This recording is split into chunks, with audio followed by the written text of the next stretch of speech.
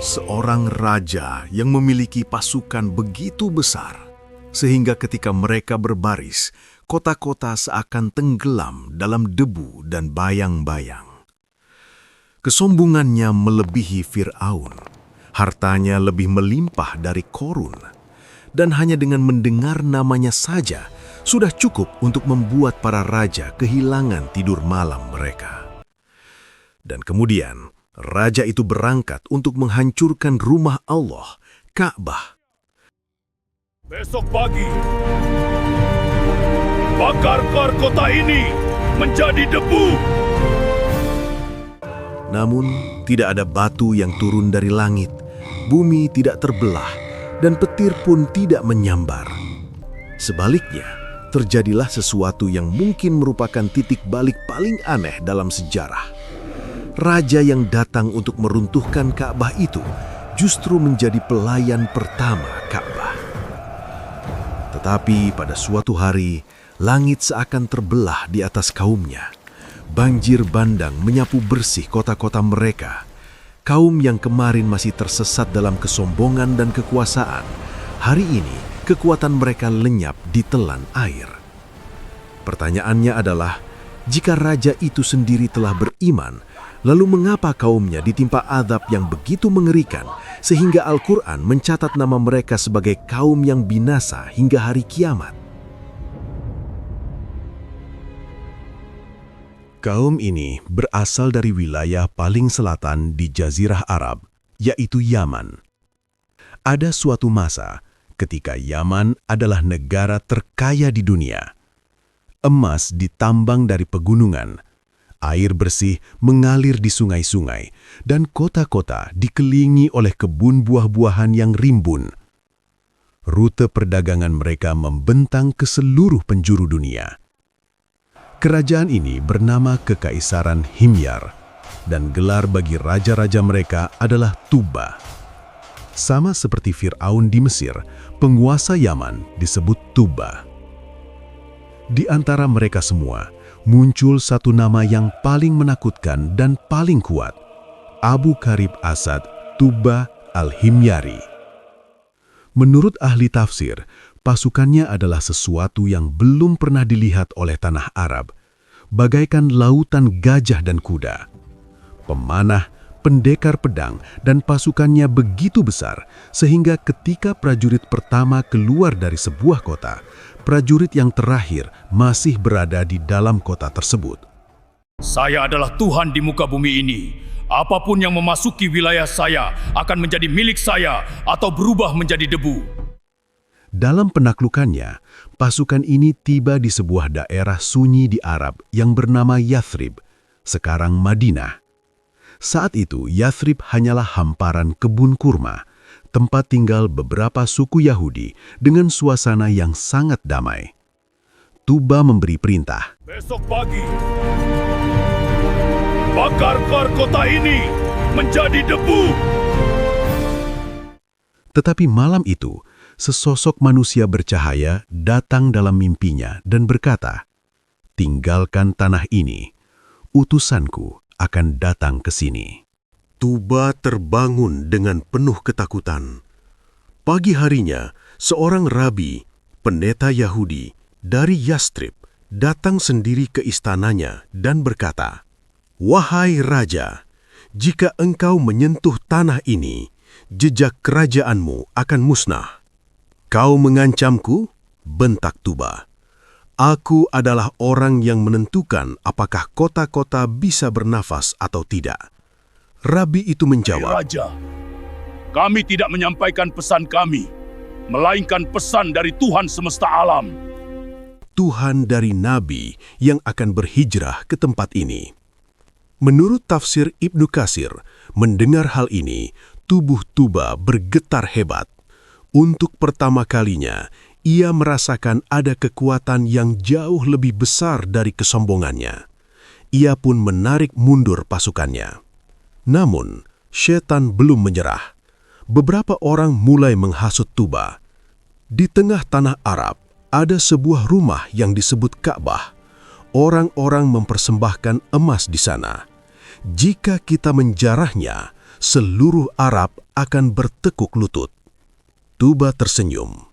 Pasukannya berbelok menuju Mekah. Tetapi begitu ia memasuki batas wilayah suci, menurut tafsir, Tuba tiba-tiba diserang penyakit misterius. Tubuhnya membengkak, matanya menonjol keluar, lidahnya mengering, dan napasnya sesat. Pasukannya dilanda kepanikan. Para tabib gagal menyembuhkannya. Sihir tidak mempan, dan doa kepada berhala pun sia-sia. Kemudian, rabi dari Yathrib itu datang menyusulnya. Katakan yang sebenarnya, apa niat di dalam hatimu? Menghancurkan rumah itu, jujuh Tuba. Itu adalah rumah Allah, kata rabi tersebut. Penjaganya bukanlah pasukan tentara, melainkan Rabbul Alamin, Tuhan semesta alam itu sendiri. Jika engkau ingin selamat, bertaubatlah sekarang juga. Menurut tafsir, begitu Tuba mengubah niatnya, penyakitnya langsung lenjap tak berbekas. Tuba kemudian memasuki Ka'bah, bukan sebagai seorang raja yang angkuh, melainkan sebagai seorang fakir yang rendah hati. Air mata menetes dari matanya, dan dari mulutnya hanya keluar satu kalimat. Aku yang salah, dan engkau yang maha benar. Ia tidak hanya menyembelih hewan sebagai kurban, tetapi ia juga mengorbankan kesombongannya. Lalu ia memberikan sebuah perintah yang menjadi salah satu pemandangan paling menakjubkan dalam sejarah. Tuba memesan kain khusus yang paling mewah dari Yaman, dan dengan tangannya sendiri, ia menjadi orang pertama di dunia yang memasangkan kiswah atau kain penutup pada Ka'bah. Setelah menyelimuti Ka'bah, Tuba tidak hanya bertaubat, ia melakukan satu hal lagi.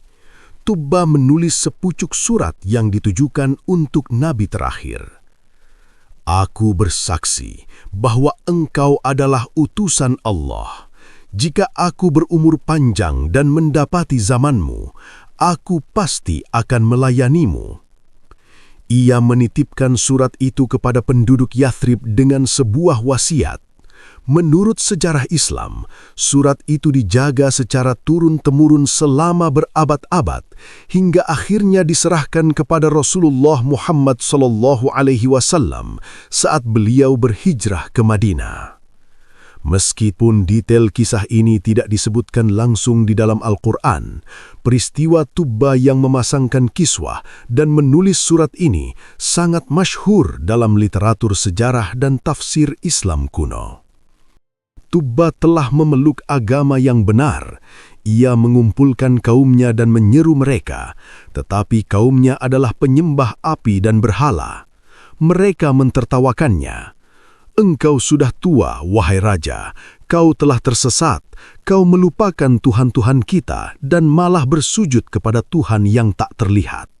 Lalu mereka sepakat untuk melakukan pembuktian. Di Yaman ada sebuah tradisi. Ada api yang keluar dari gunung yang dipercaya akan membakar orang zolim dan tidak menyentuh orang yang benar. Seluruh negeri berkumpul. Di satu sisi ada berhala-berhala, di sisi lain ada Tuba dan para ulama. Api itu menyembur keluar dan langsung mengarah kepada para penyembah berhala, membakar mereka menjadi abu, namun ketika mendekati Tuba, api itu menjadi dingin. Kebenaran pun terbukti nyata. Namun, setelah Tuba wafat, kaum itu kembali tenggelam dalam kesyirikan dan kezoliman. Lalu datanglah keputusan Allah. Azab pertama datang dalam diam. Debit air mulai menyusut, kebun-kebun mengguning, hewan-hewan ternak berjatuhan mati. Ini hanya perubahan musim, kata mereka. Ini terjadi setiap tahun, bukan azab Tuhan. Hari berganti hari, air tak kunjung kembali. Beberapa orang yang masih ingat ajaran Tuba berkata, mungkin ini kemurkaan Tuhan. Tapi para penguasa yang baru menyombongkan diri, kita masih kuat, kita memiliki segalanya, kita tidak butuh Tuhan manapun. Itulah kalimat terakhir sebelum waktu azab Allah benar-benar tiba. Suatu hari, langit seakan pecah berkeping-keping. Air bah turun dari pegunungan, bukan mengalir seperti sungai, melainkan menghantam layaknya tembok air raksasa. Kota-kota tersapu bersih, istana-istana hancur menjadi lumpur. Di tempat yang dulunya dipenuhi tumpukan emas, kini hanya ada mayat-mayat yang mengapung. "Ya Allah, beri kami satu kesempatan lagi. Raja kami benar. Azab telah datang. Selamatkan kami," teriak mereka. Mereka mencoba memanggil tuhan-tuhan berhala mereka, tetapi berhala-berhala itu sendiri telah hancur menjadi tanah. Al-Quran secara singkat menyatakan bahwa Allah telah membinasakan kaum Tubba karena mereka adalah orang-orang yang berdosa. Tidak ada nama yang tersisa, tidak ada jejak, tidak ada keturunan.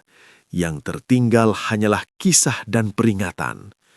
Kaum yang dulu sesumbar bahwa tidak ada kekuatan yang bisa menghancurkan mereka, hari ini bahkan tidak ada yang tahu di bagian bumi mana pastinya mereka terkubur. Kisah ini bukan sekedar sejarah tentang Yaman. Ini adalah peringatan bagi setiap bangsa dan setiap penguasa yang menganggap kekuatannya sebagai Tuhan. Hari ini, kita mungkin merasa bahwa memiliki senjata mutakhir, menjadi negara adidaya, menguasai AI, kecerdasan buatan, dan memiliki kekayaan adalah segalanya.